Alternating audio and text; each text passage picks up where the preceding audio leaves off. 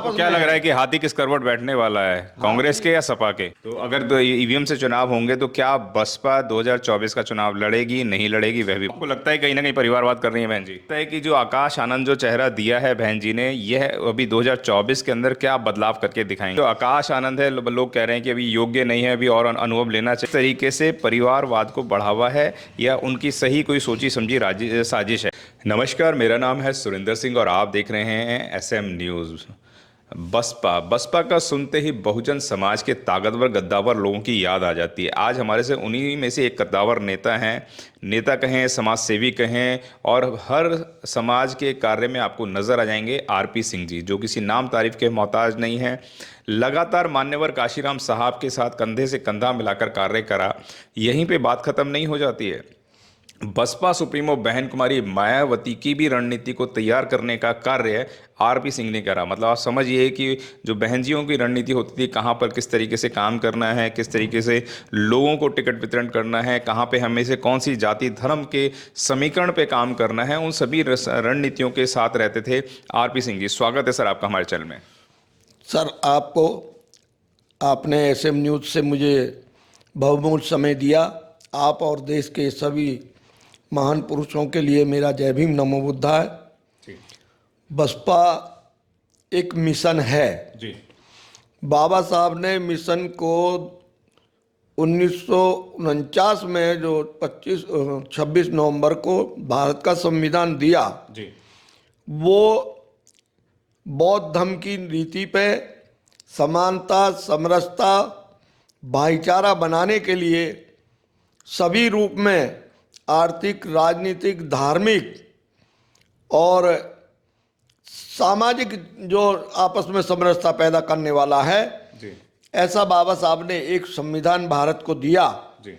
और उस संविधान के तहत हमारे जो बहुजन समाज के लोग हैं, हमारे लीडरान हैं, मान्यवर काशीराम साहब ने अपनी पूरी लाइफ मेहनत करके जो बाबा साहब ने एक बीज अंकुर बोया था उसको बड़ा किया कि काशीराम तुम्हारी नेक कमाई, तुमने सोती कौम जगाई। उन्होंने समाज को एकत्रित किया, सब में निर्भीकता, अपनापन महसूस हुआ। जी। एक हाथी के कद का समाज जी। जो इधर उधर तितर बितर हो रहा था, इधर उधर भटक रहा था, उस सबको एकत्रित करके एक दिशा पैदा की थी बहुजन समाज की। जी। उन्होंने पहले मामसेप बनाया, फिर DS4 बनाई, फिर अपने 1964 से लेकर के और 84 के 20 साल के अंतराल में पूरी उन्होंने समाज की रीडिंग की। जी। जब रीडिंग करने के बाद में एक मिशन बहुजन समाज पार्टी बनाई। बहुजन समाज पार्टी के लिए त्यागी पुरुष के रूप में माननीय काशीराम साहब का नाम इस देश में बहुत उच्च स्तर पर लिया जाता है। और उन्हीं के कदमों पर बहन कुमारी मायावती जी, उन्होंने भी अपना घर बार नहीं, न शादी की, न परिवार कोई बनाया, और समाज के लिए जितना काम बहन कुमारी मायावती जी ने किया, चाहे जिला बनाने का है, तहसील बनाने का है, 200 degree college, 200 inter college, 5449 primary school और 6 उन्होंने वो बनाए विश्वविद्यालय, 6 ही उन्होंने जो है वैज्ञानिक विश्वविद्यालय। इतना काम बहन कुमारी मायावती जी ने किया। और विश्व के स्तर पर F1 रेस जी। और आपका जो नोएडा में है प्रेरणा स्थल, और लखनऊ में आपका अंबेडकर पार्क, बड़ा ही मजबूती से समाज के लिए एक गदगद सीना हो जाता है कि हमारी भी पहचान इस देश के अंदर बहन कुमारी मायावती ने बनाई। 5 राज्यों में चुनाव हुए थे और 5 राज्यों के अंदर जो चुनाव हुए हैं उसके अंदर 4 राज्यों का चुनाव भी, उसके अंदर जो बसपा थी वो कार्य नहीं कर पाई। तो इसको किस नज़र से देखते हैं, जबकि आकाश आनंद को इसके अंदर एक बड़ी जिम्मेवारी दी गई थी, उनको ज़मीनी स्तर पर कार्य करने का दिया था। तेलंगाना था, राजस्थान था, MP था, छत्तीसगढ़ था, इन तमाम प्रदेशों के अंदर आकाश आनंद का दौरा भी था और बहन जी ने भी लगातार दौरे पे कार्य किया। तो आप किस नज़र से देखते हैं वह परिणाम नहीं आ पाए जो परिणाम आने चाहिए थे? क्या कहना चाहेंगे सर? देखिए, ये इसमें सब खेल है। जी। आपका ईवीएम मशीन का। जी ईवीएम मशीन देखिए, जब यहाँ बैठे हुए इतनी दूर चांद पे हम कंट्रोल कर सकते हैं अपने उनको, तो जो यहाँ ईवीएम जो है वो तो बहुत आसान है। जी कितना आज टेक्नोलॉजी एडवांस हो गई है टेक्नोलॉजी के ईवीएम को बैठे बैठे वो उसमें। एक और बात है ईवीएम के लिए भी, देखिए जब 5 स्टेट में चुनाव हुआ, एक दिन में चुनाव करा सकते थे, जी अगले 3 दिन में गिनती करा देते। इन्होंने बड़ी चालाकी की, 10-15 दिन का गैप रखा, पहले 17 में कराया, फिर 25 में कराया, फिर 30 में कराया, तो 3 बार इन्होंने जो योजना बनाई है उस इस अंतराल में मशीनें जो 20 लाख मशीनें अभी पता नहीं है कहाँ हैं, उनका उपयोग ये उसमें अदल बदल कर रहे हैं। जी इनके प्रशासन बैठा हुआ है, मशीन से जीत रही हैं। हम लोग जमीन पे मजबूत हैं मगर ईवीएम के आगे फेल हैं। जी ईवीएम के बगैर बैलेट पेपर से चुनाव हो जी। तो देश में लोकतंत्र बच सकता है, वरना लोकतंत्र खतरे में है। कोई भी पार्टी ईवीएम के ऊपर सवालिया निशान नहीं उठा रही है, लेकिन बसपा हारती है तो छीतड़ा जो है वो ईवीएम पर फोड़ देती है। क्या कहना चाहेंगे सर? देखिए, हमारे समाज के लोग जो हैं जी वो दूसरे समाज से थोड़ी सी आर्थिक स्थिति और सामाजिक कमजोरी है, जी और वो कमजोरी का लाभ उठा करके ये, जी क्योंकि ये समाज नहीं बोलेगा, जी ये लटवट नहीं उठाएगा कि हमने इतनी वोट डाली है कहाँ चलेगी। दूसरे समाज को ना छोड़ के हमारे समाज की वोटों को ये ज़्यादातर ट्रांसफर करते हैं, बसपा की वोटों को। जी क्या कहना चाहेंगे? बसपा सुप्रीमो बहन कुमारी मायावती ने, जो एक बसपा पार्टी है, बसपा पार्टी जो है लोकतांत्रिक पार्टी है, उसके अंदर तमाम लोग काम करते हैं, बहुजन मूवमेंट के काम करते हैं, लेकिन बहन जी ने एक बैठक बुलाई और उस बैठक के अंदर उत्तराधिकारी आकाश आनंद जी को बना दिया गया है। तो क्या कहना चाहेंगे, इस तरीके से परिवारवाद को बढ़ावा है या उनकी सही कोई सोची समझी साजिश है? क्या कहना चाहेंगे सर? देखिए, बहन कुमारी मायावती जी ने बहुत लोगों पर विश्वास किया, जी उनको आगे बढ़ाया। जी वो बिल्कुल ट्रेंड होने के बाद में सब छोड़ छोड़ के चले गए। जी जब सब लोग चले गए, ये सब देख लिया कि भाई कोई अपना नहीं, राजनीतिक मतलब की बात होती है, अन्य दलों में चले गए हैं। आप देखिए भाजपा में ही कितने लोग बैठे हुए हैं। हमारा deputy chief minister Pathak ji हैं, बसपा की देन है। जयवीर सिंह जी कितना उनको बढ़ाया अलीगढ़ वालों को, वो बसपा की देन है। कितनों के नाम गिनाऊं? तब बान जी ने ये सोचा कि जब जिनको तैयार करती हूं तो मैं अन्य पार्टियों में, जैसे पहले से गांधी परिवार में चल रहा है, मैं भी अपने पढ़े लिखे भतीजे को इसका वारिस बनाऊं। ये उन्होंने बड़े सोचे समझे रूप से विश्वास करते हुए, क्योंकि आजकल हम लोगों में ये बड़ी भ्रम पैदा हो गया है कि भाई वो कुछ नहीं कर पाएंगे। ऐसा कुछ नहीं है, पढ़े लिखे विद्वान है लड़का और जमीन पे है, और बैलेट पेपर से चुनाव होगा तो बसपा जीतेगी आगे। बसपा जीतेगी। मान्यवर काशीराम साहब ने कभी परिवार की बात नहीं कही। वह चाहते तो अपने परिवार के अंदर कोई वंशज बना के जाते थे बसपा का, लेकिन उन्होंने ऐसा नहीं करा। तमाम लोगों के सवालिया निशान आ रहे हैं कि बहन जी कहीं परिवारवाद कर रही हैं। क्या कहना चाहेंगी? देखिए, बहन जी कोई परिवारवाद नहीं कर रही हैं, सभी पार्टी परिवारवाद कर रही हैं। चाहे आरजेडी ले लो, चाहे आप क्या नाम वो इनका लोक दल वालों को ले लो, चाहे कांग्रेस को ले लो, चाहे बीजेपी में भी बहुत अधिकारी ऐसे हैं जो ऊपर बैठे हैं और मंत्री हैं, उनके बच्चे जो हैं। चाहे आपको लगता है कहीं ना कहीं परिवारवाद कर रही हैं बहन जी? परिवारवाद नहीं कर रही हैं बहन जी। देखिए, विश्वसनीयता ले रही हैं जी।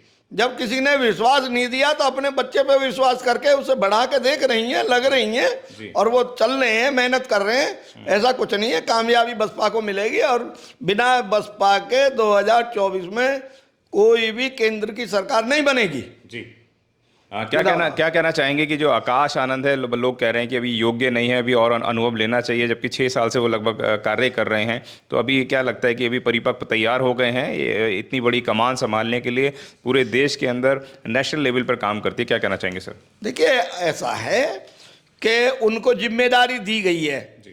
ये तो नहीं कि कन्फर्म उन्हें पूरी पार्टी की जिम्मेदारी दे दी गई है। पार्टी देख रेख में बहन जी की में चल रही है, योजना बहन जी की चलेंगी, बहन जी जो आदेश करेंगे वही काम होगा। वो तो काम करने के लिए नीचे ये देखा जा रहा है कितनी दौड़ होती है। और यंग लड़का खूब दौड़ रहा है, दौड़ेगा, और पढ़ा लिखा है, ऐसे तो है नहीं कोई अनपढ़ है। यहाँ तो 9वीं फेल भी जो है, जो अंगूठा छाप जो वहाँ थी बिहार की मुख्यमंत्री लालू यादव जी की पत्नी, वो तो अंगूठा छाप भी बना दी। जी। वो तो लड़का पढ़ा लिखा है, ऐसी कोई बात ही नहीं क्या है। लगता है कि जो आकाश आनंद जो चेहरा दिया है बहन जी ने, यह अभी 2024 के अंदर क्या बदलाव करके दिखाएंगे? क्या कहना लगता है? को अच्छा बदलाव होगा और समाज में चैतन्यता है, और समाज अब ये सोच गया है कि जब तक एक नहीं होंगे, इस पर नीति बनाई जा रही है। जी। और बहन जी हमारी लीडर हैं, वो भी त्यागी तपस्वी हैं, उन्होंने भी राज्यसभा की सदस्यता से इस्तीफा दिया। जी। जब समाज की बात उनको कहने का मौका नहीं दे रहे थे, तो उन्होंने भी दिया इस्तीफा। जी। तो ऐसी बात नहीं है कि बहन जी बिल्कुल शांत बैठी हैं, बोल नहीं रही हैं, काम कर रही हैं परिस्थिति देख करके। जी। ऐसा कुछ नहीं है। हम लोग, हमारे बगैर सरकार 2024 में बसपा के बगैर नहीं बनेगी। जी। आप जैसे जिम्मेवार लोगों को, साथियों को बिना पूछे बहन जी ने, क्योंकि आप लोग का एक बड़ा वर्चस्व रहता था बसपा के अंदर, आपने बहुत समय कार्य करा है, आपके हजारों समर्थक कार्य करते हैं, तो किस नज़र से आप देखते हैं इस बहन जी के इस निर्णय को? बहन जी का निर्णय बिल्कुल ठीक है। मैं फिर बता रहा हूँ कि किसी पे भी विश्वास नहीं। बहुजन समाज के लोग हैं वह इससे खुश हैं, जो भी आप जैसे लोग हैं जो बसपा के पुराने समर्थक थे या बसपा को जिसने खड़ा करा था, वह इस फैसले को किस नज़र से देखते हैं? देखिए, हम तो इसको देखते हैं कि अब हमारी इतनी उम्र हो गई है। काशीराम जी कहते थे कि पत्ते झड़ते रहते हैं, नए अंकुर आते रहते हैं, वो काम करते रहते हैं। अब ये जितना हम नहीं दौड़ सकते, तो उनको दौड़ने की उम्र है उनकी, और पढ़े लिखे हैं, और बहन जी की नीति रीति पे काम कर रहे हैं, तो ऐसी कोई दिक्कत नहीं आएगी। बिल्कुल नीति ये तो हम लोग हड़बड़ाए नहीं। जी। आकाश आनंद जी पार्टी को बिल्कुल मजबूती से लेकर चलेंगे, ऐसी कोई बात नहीं है। जी। आप उत्तर प्रदेश में रहते हैं, उत्तर प्रदेश के जमीनी समीकरण को बहुत अच्छे से जानते हैं, जातीय समीकरण को बहुत अच्छे से जानते हैं, तो क्या लगता है कि उत्तर प्रदेश के अंदर कितनी सीटों पर बसपा अपने आप को विजय देखती है, या आप अपनी बसपा पार्टी को कितने सीटों पर परचम लहराते हुए देखते हैं? आकाश आनंद, युवाओं की जो आप लगातार बात कर रहे हैं कि युवा आ गए हैं, युवा जोश के साथ काम करेंगे, तो कितना बदलाव और कितनी सीटों पर आप अपने आप को विजय देखते हैं 2024 में उत्तर प्रदेश के चुनावों में? देखिए, अब राजनीति अभी एक अनिश्चितता में आ रही है। जी। कुछ लोग को कहना है कि बहन जी को इंडिया में आना चाहिए, जो ये अपना इन्होंने बनाया है, सब लोगों का संगठन मजबूत होकर के सब लगे। कुछ लोग कह रहे हैं कि बहन जी को सेपरेट लड़ना चाहिए। अब बहन जी नीति बना रही हैं और वो स्थिति देख रही हैं। जितना वोट बैंक बसपा के पास मजबूत है, इतना अन्य किसी दल पे नहीं है। बसपा का वोट जिधर को बहन जी इशारा कर देती हैं उधर ही पड़ता है। वो भी ये चाह देख रही हैं कि कौन ऐसी पार्टी है जो मेरे समाज के साथ आ करके, जब मैं अपना समाज ट्रांसफ़र करती हूँ तो वो भी हमारी तरफ ट्रांसफ़र करे। उस बात पे मंथन हो रहा है, और राजनीति बड़े जल्दी आपको 2-4 दिन में इसका निर्णय मिल जाएगा। कुछ ना कुछ बहन जी जरूर सोच रही हैं, ऐसा नहीं है। लेकिन मैंने सीटों की बात करी थी, तो क्या लगता है कि आप कितनी सीटों पर अपने आप को विजय देखते हैं? अभी सीटों के बारे में नहीं कहा जा सकता, सीटों के बारे में नहीं कहा जा सकता, मगर पश्चिम में बसपा मजबूत है, और यहाँ बसपा का आरएलडी का ही कैंडिडेट जीतेगा। जी। क्या कहना चाहेंगे, जिस तरीके से कांग्रेस का गठबंधन था जो है, उसके साथ जा सकती हैं बहन जी, या सपा के साथ जा सकती हैं? तमाम लोग कयास ला के बैठे हैं। देखिए, सपा का और बसपा का अभी ये भी तालमेल नहीं हो पा रहा है, और मूल रूप से दोनों ही पार्टियां हैं जो इंडिया को कामयाबी में थोड़ा शंका पैदा कर रही हैं। क्योंकि दोनों ही सीटों पे अपने अपना क्लेम कर रहे हैं। बहन जी अपना क्लेम कर रही हैं, तो वो कहते हैं कि आपका तो एक एमएलए है, इनका एक एमएलए है, मगर वोट बैंक बसपा के पास है। बसपा का वोट ज़्यादा है सपा से, इसलिए, और एमपी भी 10 हैं, 9 रह गए। चलो एक ने तो बहन जी ने उन्हें निकाल दिया, परिस्थिति रही होंगी कोई भी, तो हमारे पास एमपी भी हैं, कोई बात नहीं है। सीट कम है, वोट बैंक तो ज़्यादा है। ये संघर्ष आपस में। क्या लग रहा है कि हाथी किस करवट बैठने वाला है, कांग्रेस के या सपा के? देखिए, अभी इस बात में तो मेरा लीडर ही जवाब दे सकते हैं। ये बहन जी का बड़ा प्रश्न है, मैं इसके लिए सक्षम नहीं। आप अपने अनुभव के स्तर पर क्या कहना चाहेंगे कि कहाँ पे जाना चाहिए? देखिए, मेरा अनुभव तो मेरे नेता के साथ है जी। मैं अपना व्यक्तिगत अनुभव इस विषय पर नहीं कह सकता। जिधर मेरे नेता कहेंगे, जिधर बहन जी कहेंगे, मैं उधर चलूंगा। जी। आपसे हमारे साथ आरपी सिंह जिन्होंने बताया कि जो आकाश आनंद को बहन जी ने उत्तराधिकारी बनाया है वह एक बहुत सुंदर तरीके से बनाया है कि यूथ वोट उनके साथ कन्वर्ट होगा। और जो लोग बोलते थे कि बहन जी से मुलाकात नहीं हो पाती है तो आकाश आनंद जी से बहुत अच्छे स्तर पर मुलाकात हो पाएगी। टिकटों को बेचने का लगातार आरोप लगता रहता था बसपा पे, तो अब बसपा सीधा डायरेक्ट कैंडिडेट से मिलेगी, यानी कि आकाश आनंद से मुलाकात होगी। उसकी छवि को देखा जाएगा, उसके किरदार को देखा जाएगा, उसके बाद टिकट वितरण किया जाएगा।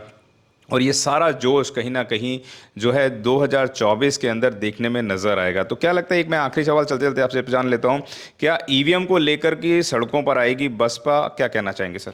ईवीएम को लेकर के सभी दल, बसपा भी और सब लोग सड़क पे आएंगे नहीं। वैसे ही अपना जो यहाँ लगे हैं लोग, सुप्रीम कोर्ट में भी गए हैं, चर्चा चल रही है कि ईवीएम का विरोध तगड़ा होगा।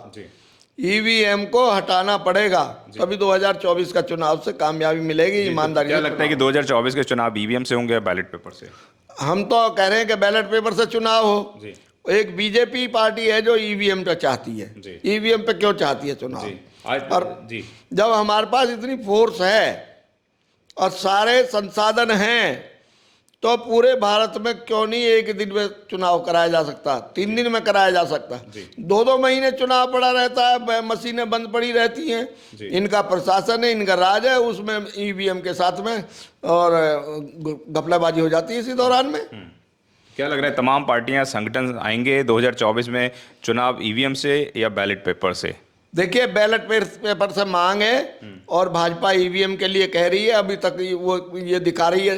अभी आप ये देखिए कि 3 स्टेट जो बड़े बड़े हैं जी, उनमें भाजपा जीती जी, और इन्होंने छोटे से देश को, जिसमें प्रदेश में जिसमें 40 सीट है, वहाँ जिता दिया कांग्रेस को। जी, और वो अपने जो मिजोरम है वहाँ अपना दल उन्होंने छोटा सा, तो जहाँ 1-2 एमपी है वो सीटें तो ये विरोधियों को जिता दी, बाकी भाजपा ने अपने पक्ष में कर लिया सारा चुनाव ईवीएम का उपयोग करके।